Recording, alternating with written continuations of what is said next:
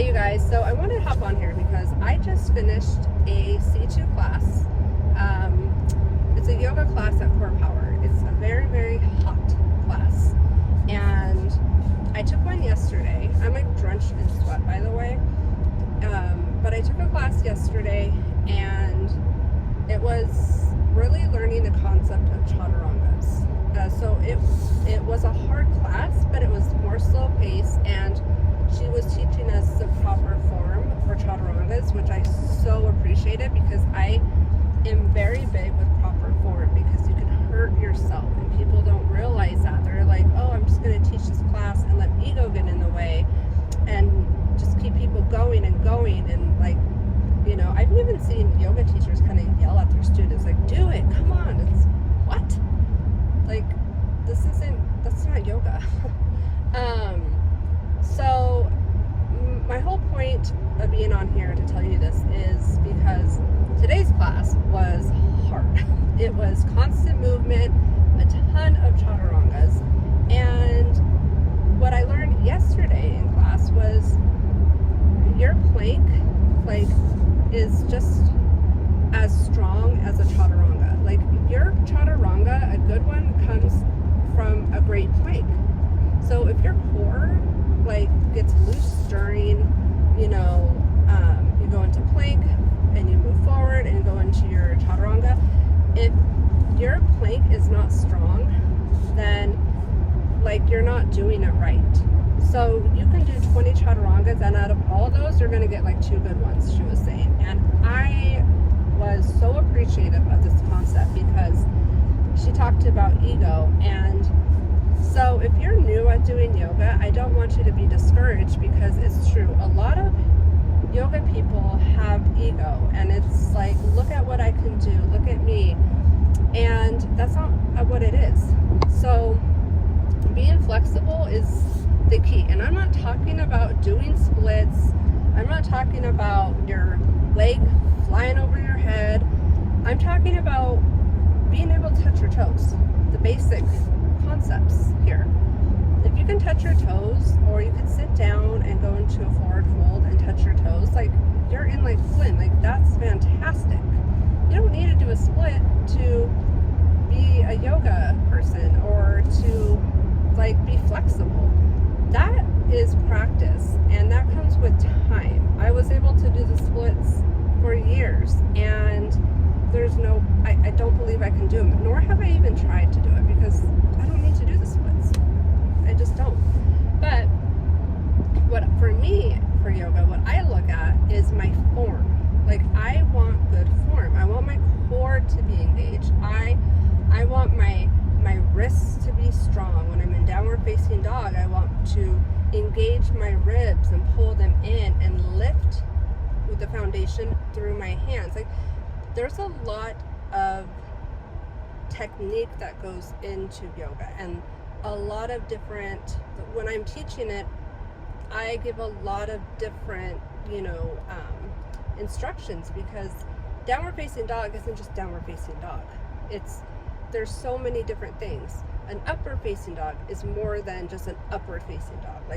You don't want your shoulders to be up. You want to roll them back. You want to open this piece of your collarbone. Warrior 2 is completely different. It's just, I want you guys to just not get discouraged if you're trying out yoga.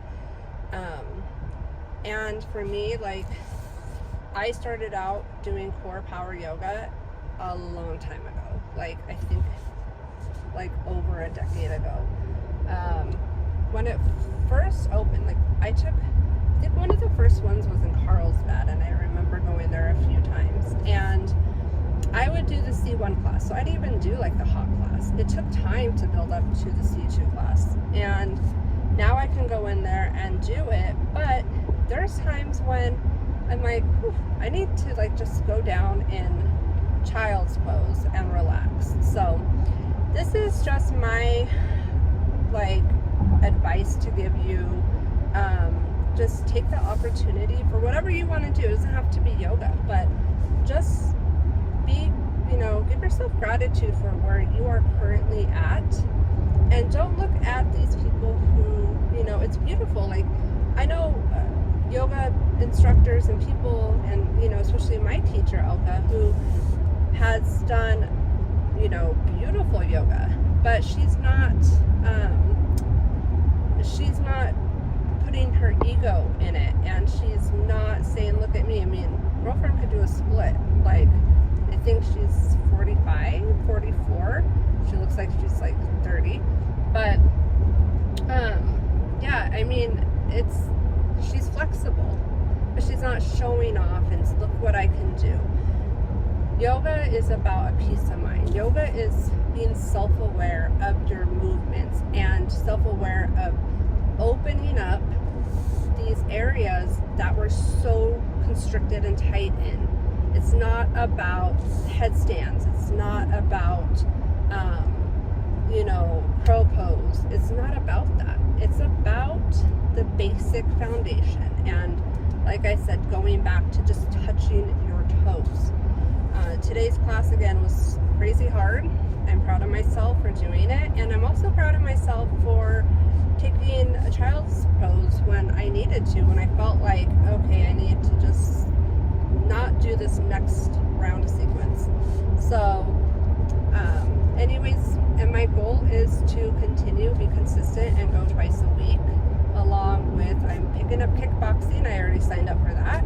So I'll be doing that with my strength training, and it's just something to get outside of the box. It's something for me to challenge myself. And this is, you know, I mean, kickboxing and yoga, like, I feel they kind of go hand in hand in a way, right? So anyways, guys, this is just your opportunity to just really look within and understand that you are worthy of being exactly where you're at right now. And if you have a goal, just do it. Don't worry about what other people are doing. Don't worry about how other people look.